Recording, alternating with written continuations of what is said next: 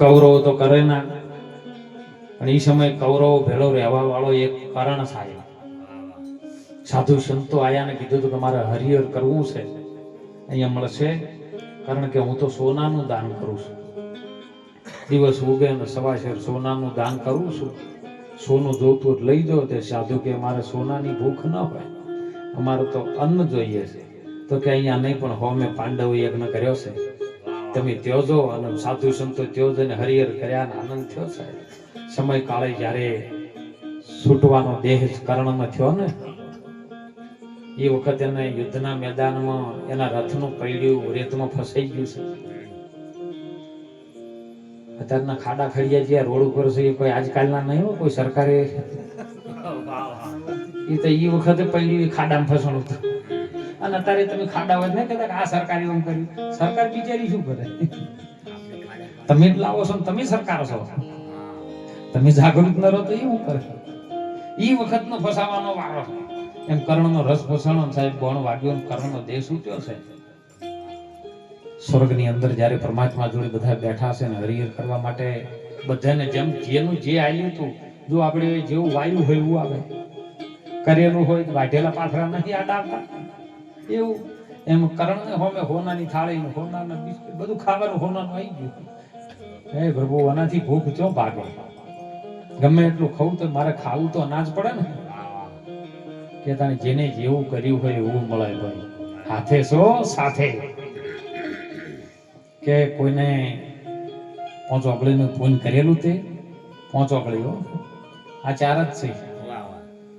આ અંગોઠો છે, નામ જુદું પડે છે. આ ઓગળી છે ને અંગોઠો છે, પુરુષ લિંગ થાય અને સ્ત્રીલિંગ શબ્દ થાય છે.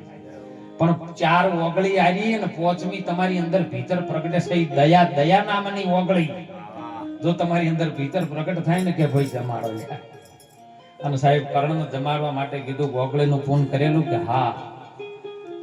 તો કે પ્રભુ આ મીના ઉડકાર આયા સાહેબ, મોઢામાં ઓગળી મેલી.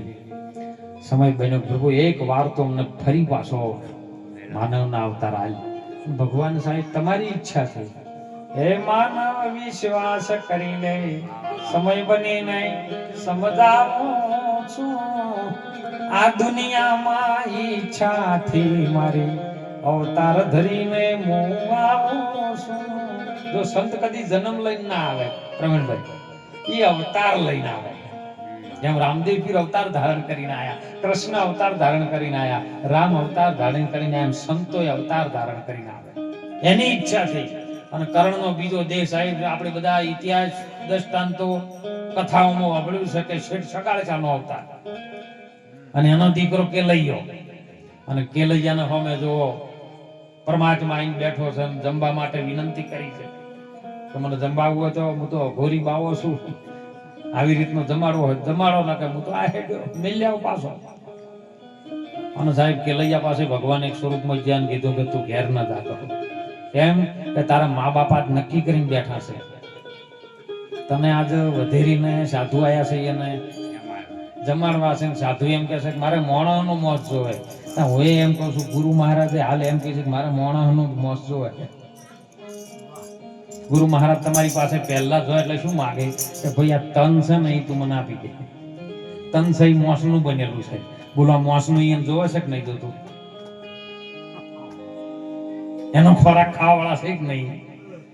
લઈ લે તમે જેટલાનું સહી તો ખબર પડે ને. અને આપો ને પછી પાછું આ લે તન સહી સેવા કરજે, મન સહી પ્રભુના ભજનમાં રાખજે, અને ધન સહી કો ખારા માર્ગે વાપરજે. મારે હું કરવું છે તારું સંતન પાછું, પણ તું વચનના આધારે રહેજે, વચનમાં રહેજે, ગુરુ વચનમાં રહેજે. એટલે જીવડા ગુરુ વચનમાં, ગુરુ વચન છે શીશના સાટે, એનો અણમોલ લાવો તું લેજે.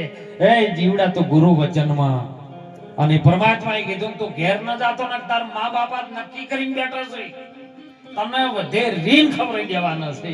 અને ત્યારે 5 વર્ષનો કેલૈયો જેની અંદર સંસ્કાર મા બાપે નાખેલા હતા, અને કેલૈયો બોલ્યો છે કે ભાગુ તો મારી એ ભૂમકા લાગે ને ભૂમિ જીલે બાર, એ મેરું શ્રી ખોજાવે એ ડોલવા લાગે ને આકાશ નો આધાર મેળા માધન મુકે અને કેલૈયો સત્ય ના ચૂકે. જો એક 5 વર્ષનો બાળક એમ કે છે જો હું ભાગી જાઉં ને તો મારું આ સત બધું જતું રહે એમ છે, બધું ભલે થાય પણ મારે સત્ય ના ચૂકાય. અત્યારે તો તાવ આવી ગયો હોય ને ત્યાં લાડકી રામ અને જો ગુરુ મહારાજ ને વરેલા હોય ને વચન થી અને જો તાવ આવી જાય ને 2 દાડા વધારે તાવ આવી જાય ને બાપુ તાવ ઉતરતો નહીં, હવે દોયડો ચોક કરાવવા જવું પડશે. એટલે તાવ તને નહીં આવ્યો, શરીર ના આવ્યો છે, એ તો બોડી રિપેર થાય છે. તો તમારા ગુરુ મહારાજ નું વચન આલેલું જુજો.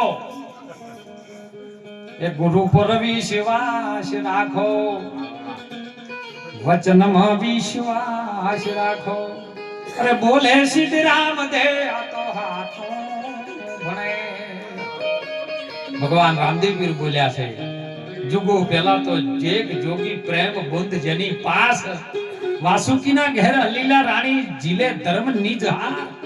તમે ગુરુ પર વિશ્વાસ રાખો, વચનમાં પાકા વિશ્વાસ રાખો. વચનની અંદર જો તમારી તાકાત આવી ગઈ હોય ને તો તમારા શરીર બોધેલો દોયડો શું તાવ મટાડે ખરો? હે પણ આ તો જેવું ધાર્યું એવું થાય ભાઈ. હે અમારે પેલા ઘણા વર્ષો પેલા બારોટજી આવતા ને પછી કથામાં વાત મળતા કે ભૂભામથી ભૂત નીકળી કોઈ હતું એમ લે. એ ભૂત આવ્યું છે મનને વળગ્યું છે, મનને વળગ્યું. ભ્રાંતિનું ભૂતળું એના સદગુરુ વિના કોણ છોડાવે? ગુરુજી મારો આવે, પ્રેમ તણો પાટ ન ખાવે, ડમર ડાક જ્ઞાનનું વગાડે. હે સાકેણી ડાકેણી નામનું મોયથી ભ્રમણાનું ભૂત કઢાવે. વિવેક વિચારના મોય દોણો નખા. વિવેક અને વિચાર 2 દોણા નાખે ને એટલે 1.5ની કલમ થાય. 2 દોણા ના કદાચ જવા દેવાના 2 દોણા નહીં. એ વિવેક અને વિચાર આ 2 દોણા નાખો ને એટલે 1.5ની કલમ થાય. અને પછી એના પર સાપ મારે કે ભાઈ ઉભા રહો, ઓના પર ગુરુ મહારાજ નું વચન નાખો. એટલે વળી કે 2.5ની કલમ થઈ ગઈ, હવે માતા બોલશે. હે અને ઈ જાય મા બાપના કમમાં જ કે લઈયો કે મારું શરીર આવતું હોય ને તો હે ભગવાન મારે ભાગવાની કોઈ જરૂર. એમ આપણું શરીર મળ્યું છે ને માતા પિતાની દેનથી મળ્યું છે. ખૂબ માતા પિતાની પાછળ ભજન થાય સારું કહેવાય.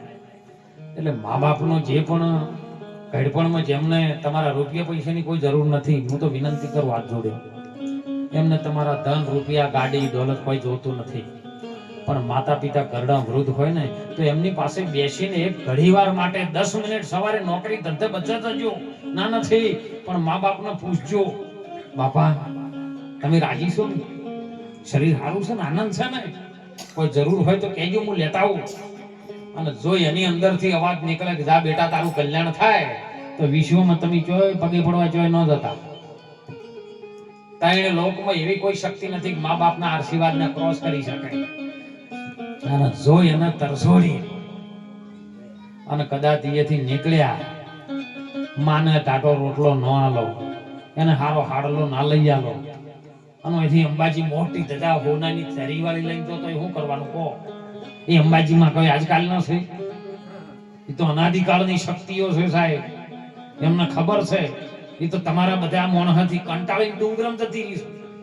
પેલા તો ડુંગરા ઉપરથી નીચે આવતી, ગરબે રંગવા આવતી, નાની માટીની દેરીઓ હતી, મોય દીવો કરતા ને તોય આપો આપ હે ભગવાન હારું કરવા માટે આવતી. પણ એ તમે હરમ જપ્યા નહીં એટલે હોય છે બચારી કંટાળીને દેવી દેવતાઓ પહાડોમાં જઈ જઈને બેસી ગયા. તોય તમે જેણી ધજાઈ લઈને જય અંબે ગોતા ગોતા પહાડોમાં બેસી ગયા અને એ એને નિકળ કરવા જતા. બોલો, એ તો સમજે છે કાર્ય ચમ આવે છે.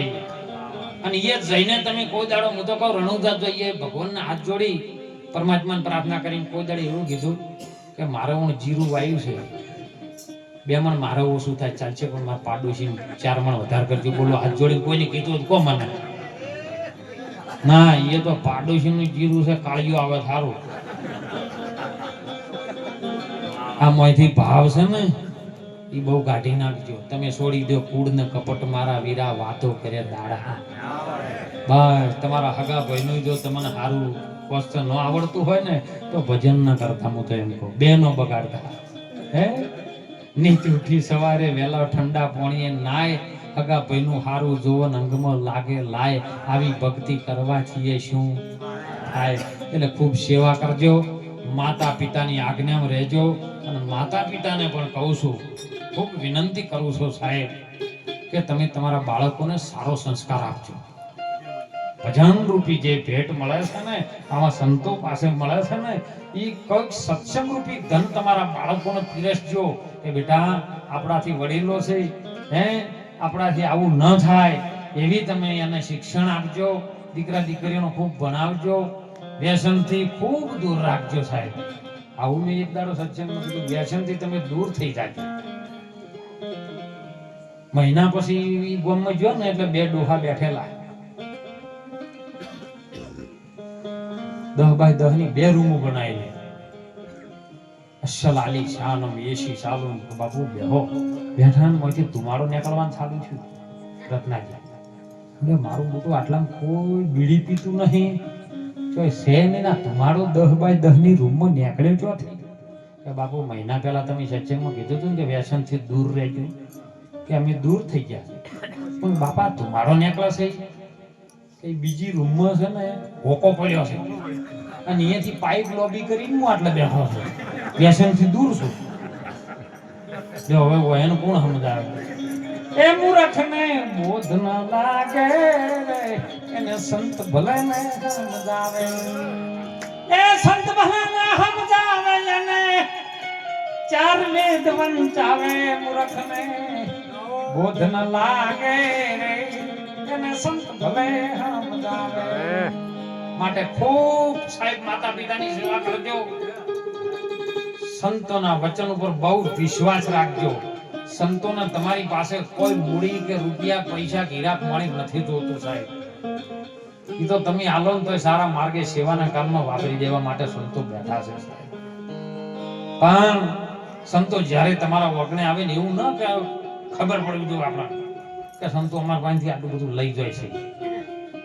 તમે જે 12 મહિનાની અંદર કશું ન કરી શકો ને, પેલા આપણા નિયમ જોજો સાહેબ, 15-20 વર્ષ પહેલા ગામની અંદર અલગ જોડે ફરતી. આપણા ગામની અંદર મહારાજ રહેતા હોય ને એટલે ગામની અંદરથી અલગ જોડે ફરે. સવારે પ્રભાત ફેરીની અંદર સીતારામની જય બોલાય અને તમારા ઘરનો આટો લઈ જાય. લોટ માગી જોડીમાં લઈ પોતાના અખાડામાં જઈને, આશ્રમે જઈ, મંદિરે જઈ અને પોતે જાતે રોટલા કરી અને કૂતરાને ખવડાવી દે. કેમ? તમારા ઘરનો જે 24 કલાકની અંદર જે પણ પાપ આપણાથી ભૂલે ચૂકે અજાણે પણ થયું હોય ને, તો એ લોટ આલવાથી બધું પાપ સાધુ લઈ જાય અને એ રોટલા ખવડાવીને તમને પુણ્યના માર્ગે ચડાવે અને એના હાથે પુણ્ય થાય. આવું કરતો હતો. અત્યારે સંતો એ જ કરે છે સાહેબ. હે 12 મહિનામાં તમે ન કશું કરી શકતા, કોઈ સાધુ સંતોના ચરણમાં તમારું પગ જતું રહે તો તમારું જે 12 મહિનામાં થોડું ઘણું ભૂલથી મનથી તંતી થયું હોય ને, એ અજાણતા પણ થઈ ગયું હોય તો આપણને સારા માર્ગે ચડવા માટે એક માર્ગ કરે છે. એમાં કંઈક ધ્યાન રાખી અને સંતોની સેવામાં, મા બાપની સેવામાં, ભાઈ ભાઈઓથી ખૂબ પ્રેમ રાખજો સાહેબ.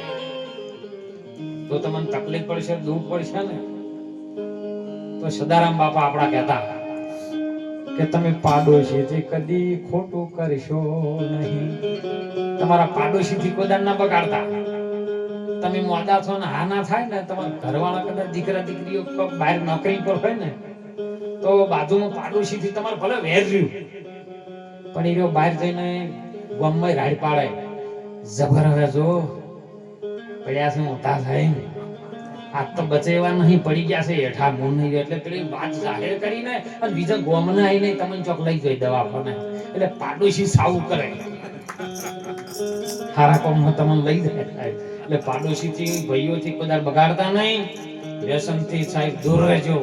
તમે વ્યસન કરતા છો તો બાળકો એ જોઈને શીખવાના ને પછી અમારા પાસે આવશે કે બાપુ હાથ મેલો, મળશે કોઈ? મોહનભાઈ તમે એવું ચિત્રીને મેલ્યું છે, આખી સ્લેટ લીટા કર્યા છે, પછી એમાં બીજું લીટું થાય એવું નથી. હું દ્રષ્ટાંત કરીને મારી વિરામ કરું સાહેબ.